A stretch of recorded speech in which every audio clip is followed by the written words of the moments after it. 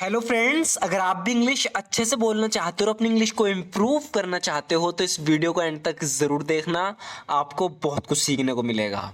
So friends, यहाँ पर इससे कह रही है कि मुझे तुम्हारे लिए बुरा लगा जब मैंने सुना तुम्हें नौकरी नहीं मिली। तो ये इंटरव्यू के लिए गया था किसी नौकरी के लिए, लेकिन ये रिजेक्ट हो गया, इसे नौकरी नहीं मिली। तो इससे कह रही है कि I felt bad for you. यहाँ पर फेल्ट बैड का मतलब है कि मुझे बुरा लग रहा है। किसी के लिए बुरा लगता है ना, जब किसी के साथ कुछ बुरा हो जाता है तो हमें उसके लिए बुरा सा महसूस होता है। तो यहाँ पर ये कह रही है कि I felt bad for you, यानी मुझे तुम्हारे लिए बुरा लगा व्हेन आई हर्ड, जब मैंने सुना you didn't get the job, कि तुम्हें नौकरी नहीं मिली। खुद से उम्मीद मत छोड़ो, कोशिश करते रहो। तो यहाँ पर इसकी हिम्मत बढ़ा रही है, कह रही है कि don't give up on your self. Don't give up on your self का मतलब होता है कि खुद से उम्मीद मत छोड़ो। Don't give up on your self, keep trying. Keep के बाद जो भी वर्ब आएगी उसमें आईएनजी लगेगी। कीप ट्राइंग यानी कोशिश करते रहो। Don't give up on your self, keep trying, खुद से उम्मीद मत छोड़ो, कोशिश करते रहो। आज नहीं तो कल तुम्हें नौकरी मिल जाएगी। अब इसे हम दो तीन तरीके से बोल सकते हैं इसी सेंटेंस को, जैसे कि कह रहे हैं कि आज नहीं तो कल तुम्हें नौकरी मिल जाएगी, कोशिश करते रहो। तो आज नहीं तो कल तुम्हें नौकरी मिल जाएगी, इसको सबसे आसान कहने का तरीका है if not today then tomorrow you will get a job.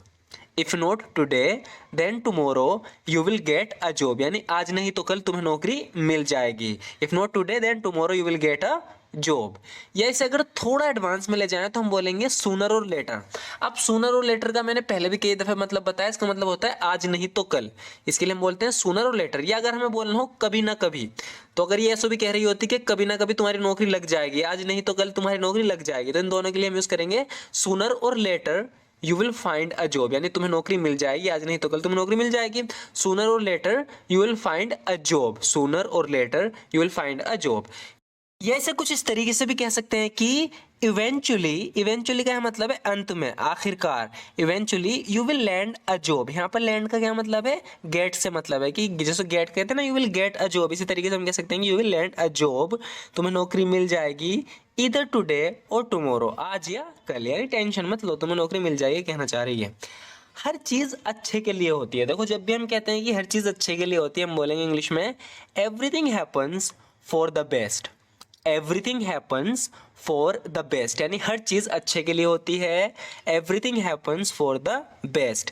ये ऐसे कुछ इस तरीके से भी कह सकते हैं कि there is good in everything, यानी जब किसी के साथ बुरा हो जाता है तो हम कहते हैं कि हर चीज़ में अच्छाई छुपी होती है, यानी हर चीज़ अच्छे के लिए होती है। There is good in everything. या तो आप बोलोगे कि everything happens for the best, या आप कह सकते हो there is good in everything.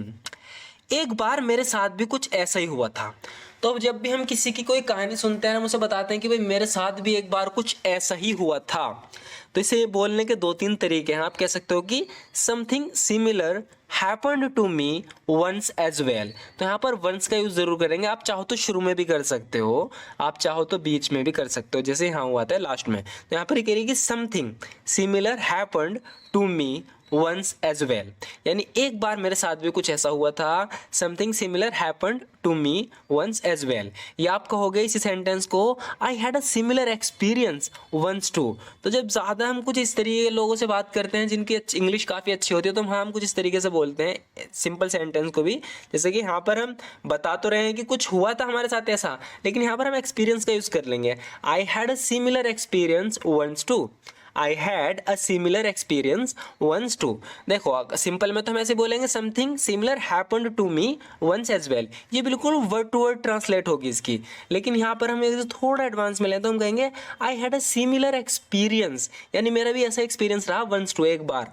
तो यानी एक बार मेरे साथ भी ऐसा ही हुआ था। या आप कहोगे I went through something like that once too. I went through something like that once too, इसका मतलब है कि मैं भी ऐसे दौर से गुजरी हूँ, मेरे साथ भी एक बार ऐसा हुआ था। I went through something like that once too. तो तीन तरीके हैं, हमने एक ही सेंटेंस को कैसे बोलते हैं उसे देखा। ये बता रही है कि ये एक साल पहले हुआ था। अब टाइमिंग बता रही है कि जो मेरे साथ हुआ था एक साल पहले हुआ था। तो इसे कैसे बोलेंगे? हम बोलेंगे this happened a year ago. This happened a year ago यानी एक साल पहले हुआ था। या आप इसे थोड़ा बड़ा करके इस तरीके से बोल सकते हो, it has been a year since this happened. तो इसकी थोड़ी हिंदी चेंज हो जाएगी कि एक साल हो गया ऐसे हुआ वो, यानी एक साल पहले हुआ था, एक साल हो गया ऐसे हुआ वो।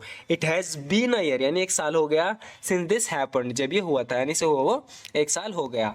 या आपको जैसे बोलोगे दिस इंसिडेंट, यानी जिस इंसिडेंट के बारे में बात कर रही है, घटना के बारे में बात कर रही है, सो ये रहेगी this incident occurred a year ago. तो यहाँ पर हम अकर्ड, इसका मतलब भी होने से होता है, कुछ अकर्ड हुआ यानी कुछ हुआ। This happened, this incident, incident यानी घटना, ये घटना अकर्ड हुई थी अ ईयर अगो, एक साल पहले घटना घटित हुई थी। तुम्हारी तरह मैं भी अपना पहला इंटरव्यू क्लियर नहीं कर पाई थी। ये बता रही है कि like you I too wasn't able to clear my first interview. Like you यानी तुम्हारी तरह, आई टू मैं भी wasn't able to clear my first interview, अपना पहला इंटरव्यू तुम्हारी तरह मैं भी क्लियर नहीं कर पाई थी। या कुछ आप इस तरीके से बोल सकते हो कि like you I too wasn't able to clear my interview. लेकिन मैंने हिम्मत नहीं छोड़ी, मैं कोशिश करती रही। However I didn't give up hope, I continued to try.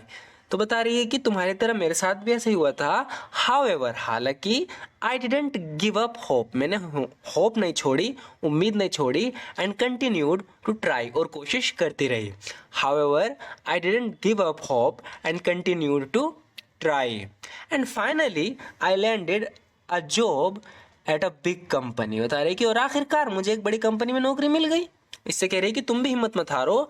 And finally और आखिरकार आई landed a job at a big company. अगर आप लैंडेड का यूज़ नहीं करना चाहते तो आप गोट का कर सकते हो कि finally I got a job at a big company या I landed a job at a big company. कहने का मतलब यही कि आखिरकार मुझे एक बड़ी कंपनी में नौकरी मिल गई। बार चर्च कब गए थे, यहाँ पर इससे पूछताछ कर रहा है, कह रहा है कि when was the last time, when was the last time you went to church.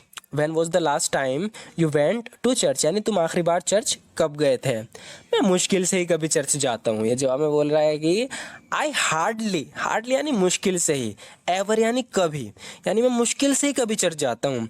I hardly ever go to church. I hardly ever go to church यानी मैं मुश्किल से ही कभी चर्च जाता हूँ।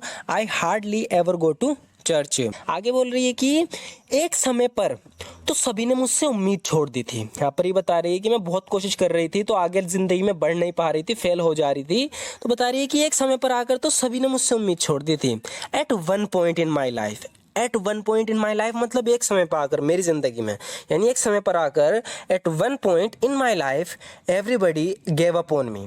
गिव अप ऑन समवन का मतलब होता है कि उससे उम्मीदें ख़त्म कर देना, उम्मीदें छोड़ देना कि भाई तेरे बस की कुछ नहीं है। तो यहाँ पर यही बता रही है कि at one point in my life, एक समय पर तो मेरी ज़िंदगी में everybody gave up on me, सबने मुझसे उम्मीद छोड़ दी थी, लेकिन मेरे माता पिता ने मुझसे कभी उम्मीद नहीं छोड़ी। But my parents never gave up on me, but my parents never gave up on मी, लेकिन मेरे माता पिता ने मुझसे कभी उम्मीद नहीं छोड़ी। But my parents never gave up on me.